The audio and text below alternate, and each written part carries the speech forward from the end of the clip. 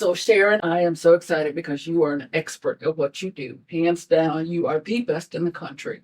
And at a different time, they talked about how you even got into this. But what we're talking about today is hair care. Now, for all the people that are like me, I'm 50, don't know nothing about hair. It's amazing that I even still have hair. I want to mix it up. I've been thinking I've done braids twice. And when I did braids, I lost hair both times. The people who did them did a great job with, not making them too tight and all that, but I Right. still did not know how to take care of them. And I lost a whole bunch of hair. My hair is much thinner as a result of that. But then I've also been thinking about quickly. Like I love that I don't have a whole bunch of time. The whole idea of me sitting in a chair for 2, 3 hours, it just kills me to get my hair done. Yeah. But then in talking to you, you told me some things about like what should I be doing to take care of my hair? Is quick weaves a good option for me?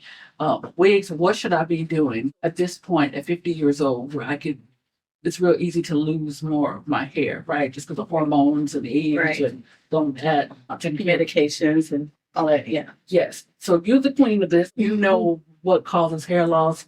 You know about hair treatments. Tell me what should someone who's in my age group wants to mix it up, what should I be considering and what do I need to look out?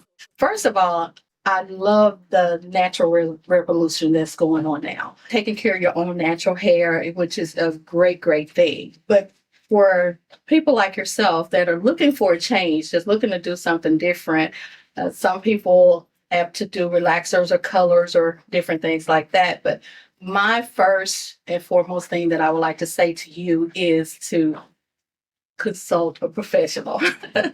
You want to make sure you're doing everything correctly because some people start doing chemicals and not know anything about it. And if you're having hair loss issues, make sure you address that with them so that they can send you to the right person that can help you, like a trichologist or a dermatologist if you're having hair loss. Now, you mentioned about the quick weave. A lot of people listen to the words quick weave. And we know in our society now, everything is quick. Everything's microwavable. Everybody wants everything so quick. And that's not how hair is done. We need to start taking the time that's required to make sure the hair is in a healthy state. Make sure we're protecting the integrity of the client's hair at all times. That's why I tell you to consult a professional so they can actually see what's going on. But as far as quick weaves are concerned, all right, you're what, 50? Now you're 50, so you have a beautiful head of hair. You go to someone that wants to do a quick weave on you, or you go to them and you say, hey, I want a quick weave.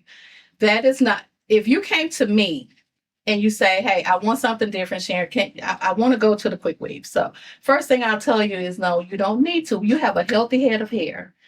People don't want to take the time to do what's necessary to keep that hair healthy. Quick weaves will just cover it up, put a lot of adhesive. Of course, they have a lot of things out now that will cover the hair, then they'll put the adhesive on it. And because quick weaves, don't get me wrong, they're beautiful, absolutely beautiful, but we have to think about what's going to happen later, later on when it's taken out or whatever.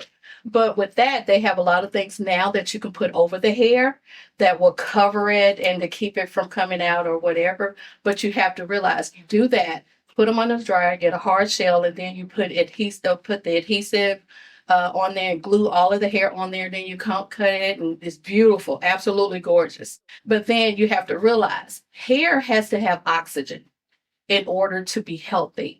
Hair is called appendages of the skin because it's the only thing that actually grows outside of our body, our hair and our nails. So it relies on the things that we put on it to keep it healthy on the outside, but it also relies on what you're eating and what you're doing for the inside to make it grow. So if you're putting that hard shell and you're putting adhesive on it and covering it and cutting it into a nice style, then most of them are going to leave it up for about a month or 3-4 weeks or whatever. But like I say, hair has to have oxygen. So you have to realize this hair cannot breathe now. So that's just like putting your hand over your nose and mouth. You can't breathe. So hair starts to get weak. It starts to break off and all those different things. So if you're starting out with a head full of beautiful hair and you do a quick weave or something like that on it that's going to smother it and cover it up, it's going to break that hair down. So you just really want to be careful about taking a step like that. That's why I say consult a professional, someone that has the integrity of your hair in mind and just won't do it because you asked them to do it. That's awesome. Tell me about COVID. What happened with COVID? Oh my goodness. When COVID hit, I started getting hundreds of emails and messages of clients and different people that have seen my work and stuff on social media talking about and showing me pictures, sending me pictures of what their hair looked like after they removed the quick weaves. And all of the edges gone, hair gone. I have one client in particular that you probably saw her on my documentary that talked about how she was allergic to the bonding glue that they use for quick weaves, and it made her go totally bald. And once she had like little spots of hair left, and once she went to the dermatologist, because when someone come to me for a consultation, the first thing I'm going to do is look at their heads, and I can't diagnose them. So whatever they have going on, the first thing I'm going to ask them is, "Hey, have you consulted a dermatologist?"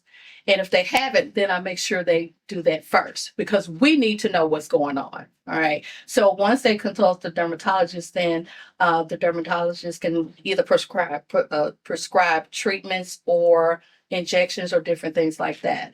So when this young lady came in to the salon and she had been taking the quick weave off because of the COVID situation, and she was so upset because all of her hair was gone.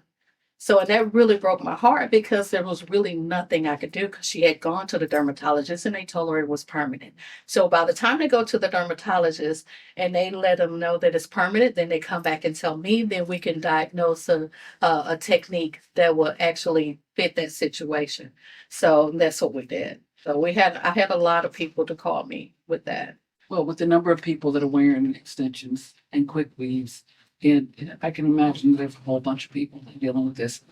We have heard it from the queen herself.